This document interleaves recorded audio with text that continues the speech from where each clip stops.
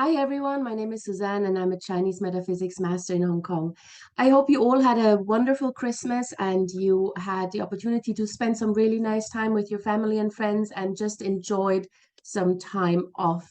I certainly tried to get over my COVID bout and I'm feeling a little bit better, so we can continue with the last segment of our animal signs for 2023, the year of the water rabbit. And as the last animal sign, we're going to look at the tiger and what the tiger energies have in store for us in 2023. Now, first things first, obviously, you have to plot your Bazi chart. You can go to this link and I will also post it in the notes to this video. And then you just enter your date and time of birth.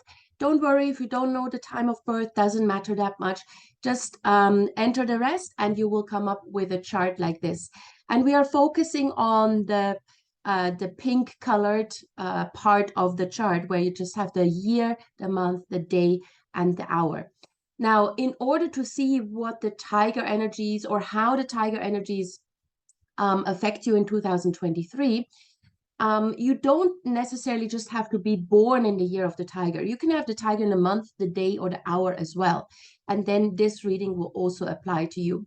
So what we focus on is this part here, where it says branches. And as you can see, we have here the ox in the year, the tiger in the month, the rooster in the day, and also again another tiger in the hour. So this reading definitely applies for this particular person because this person has two tigers in the chart. So it's not just for those who are born in the year of the tiger.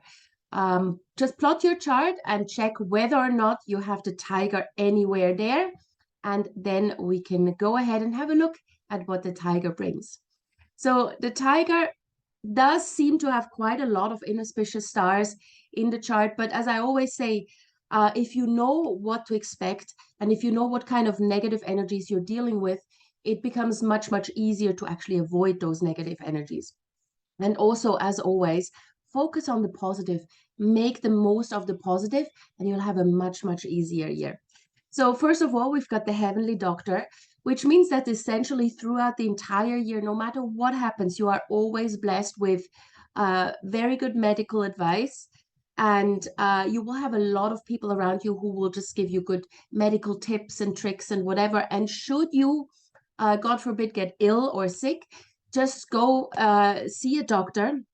And somehow this year, whatever remedy they give you, whatever medicine or advice they will give you, it will have a much, much bigger effect on you and you will feel much better soon after. So this is actually a very, very good energy to have, especially nowadays where we have COVID and all these other viruses around us.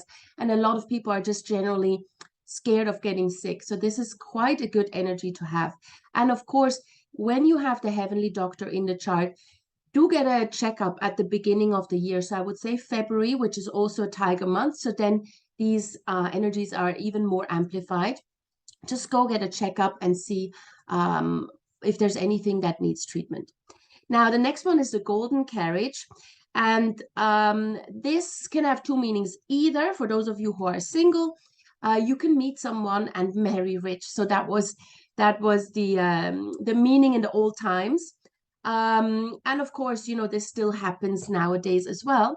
However, in a more modern context, it is much, much better for career because it means that just due to your outstanding skill set, you will be headhunted into a big business or into a big company. So obviously, you have to go out, showcase your skills and your talents, and you will find much, much better career opportunities. Now, looking at the inauspicious stars, none of them are really that bad, even though some of them sound quite bad, but they're not really that detrimental. So first of all, the heavenly officer charm brings like unexpected and sudden legal problems due to a random event. So that doesn't necessarily have to be something really scary. It could be, I don't know, it could be a parking ticket, or it could be that you're just jaywalking and, you know, just an unexpected legal problem, something like this. Or maybe you lose your passport or your ID, and then, of course, you need to reapply for one, which is also considered a legal issue. Yeah, so just be a little bit careful with these small things. This does not indicate a big legal case. It's just an annoying legal problem that usually happens when you lose some sort of legal document or when you're not careful. Now, the sickness charm energy is essentially canceled out by the heavenly doctor. The sickness charm energy means that you may get sick more often or more frequently this year. And it again asks you to get a full checkup. But because you have the heavenly doctor as well in your chart, this sickness charm energy is not even going to have its full effect on you. So I wouldn't take that too seriously or be too scared of it. Then the exceeding path energy usually brings a feeling of sort of alienation and unfamiliarity with it. So somehow you feel disconnected from your friends or your family or generally your relationships or your business partners. But this is just something in your head. You're not really disconnected from them. You just feel like you're not quite on the same page or you're not vibing on the same frequency. But this is really just in your head. Um, Now, in order to prevent this, what we usually advise is that you do something that's completely new to you, something that you've never done. And because it's so new to you, obviously it's unfamiliar. So this unfamiliar feeling will be brought in, or we kind of force it to come in to cancel out an alienation or unfamiliarity with family and friends. So just check at if there's something that you would like to do, something that you've never tried, and then go ahead and do that.